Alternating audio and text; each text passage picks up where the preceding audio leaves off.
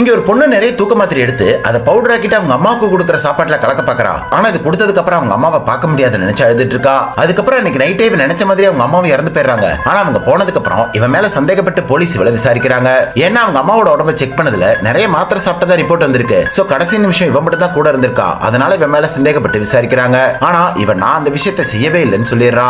ஆக்சுவலா இவங்க அம்மா தான் இந்த வீட்லயே ரொம்ப ஜாலியா இருப்பாங்க. இப்ப கூட இவங்க ஹஸ்பண்டோட பர்த்டேக்கு இவங்க சின்ன பொண்ணு மாதிரி ட்ரெஸ் பண்ணி அவரை சர்ப்ரைஸ் பண்றாங்க. சோ இவங்க இருந்தாலே அந்த வீடே ரொம்ப சந்தோஷமா இருக்கும். அப்படி இருக்கும்போது திடீர்னு ஒரு நாள் அவங்களுக்கு உடம்பு சரியில்லாம போயிடுது. இவங்களை செக் பண்ண டாக்டருமே இவங்க கடைசி கட்டத்துக்கு போயிட்டாங்க. சோ ட்ரீட்மெண்ட் இனிமேல் ஹெல்ப் பண்ணாதுன்னு சொல்லி கை விரிச்சிடறாங்க. தினம் தினம் அவங்க அம்மாவுக்கு வழியில வாழ பிடிக்காம என்ன ஏதாவது செஞ்சிருன்னு சொல்லி கெஞ்சி கேக்குறாங்க. அதுக்காக தான் இவளுமே அந்த தூக்க மாத்திரையை ரெடி பண்றா. ஆனா கடைசி நிமிஷத்துல மனசு மாதிரி தூக்கி போட்டுறா.